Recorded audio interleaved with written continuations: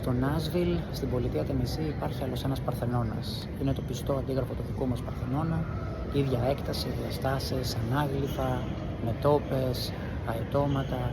Χτίστηκε στο τέλος του 19ου αιώνα για να γιορτάσουν τα 100 χρόνια από την ίδρυση της πόλης του Νάσβιλ και φυσικά στα πλαίσια της αγάπης τους για τα ιδανικά των αρχαίων Ελλήνων, για τη δημοκρατία.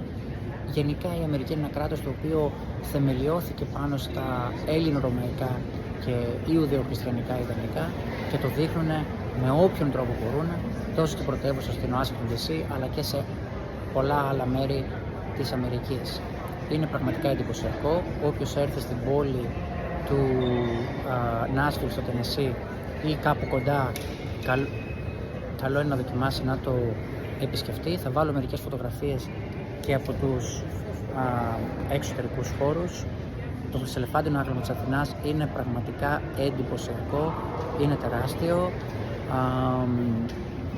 είναι απίστευτο συναίσθημα. Να είστε καλά.